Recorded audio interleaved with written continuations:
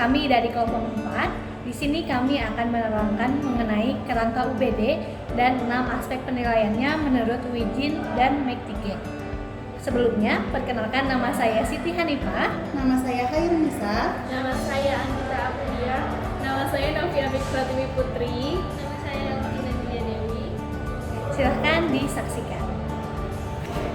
Yang pertama, menjelaskan.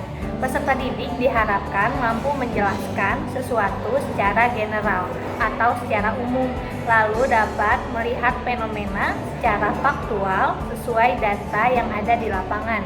Contohnya pada materi teks eksposisi.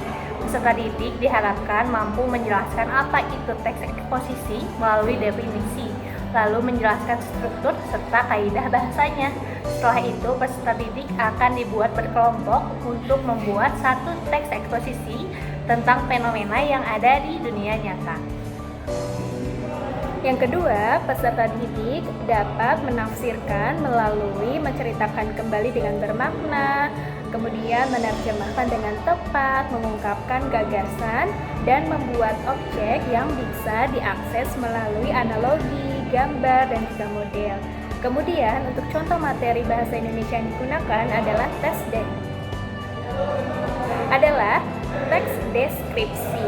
Jadi, siswa diharapkan mampu untuk menceritakan kembali gambaran yang ia tangkap melalui panca indera. Tema yang digunakan adalah Kebun Raya Bogor.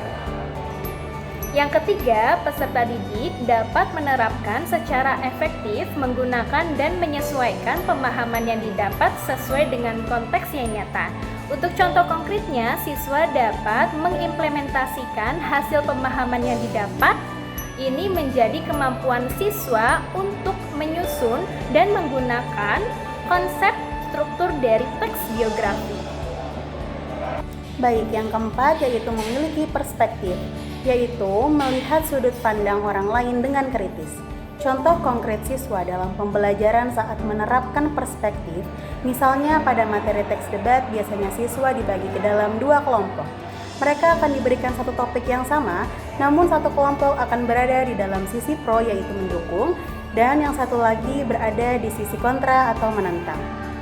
Dalam proses pembelajaran materi teks debat ini, kita dapat mengetahui perspektif atau sudut pandang peserta didik dalam menyampaikan pendapat berupa opini berdasarkan topik yang diberikan dan posisi mana kelompok tersebut ditempatkan.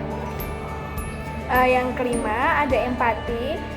Siswa diharapkan mampu berempati atau ikut merasakan apa yang dirasakan oleh orang lain.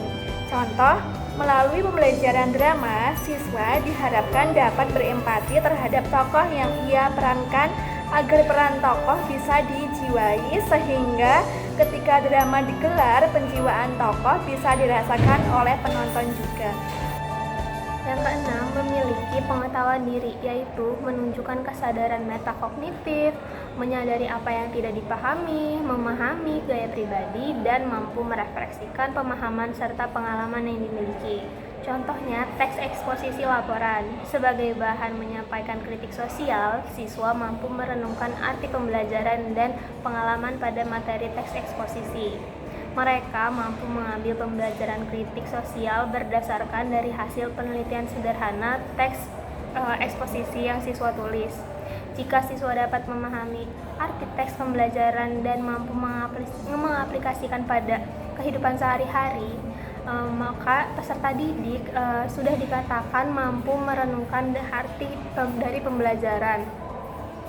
Sekian penjelasan dari kelompok kami. Terima kasih sudah menyaksikan. Semoga bermanfaat. Assalamualaikum warahmatullahi wabarakatuh. Sampai jumpa.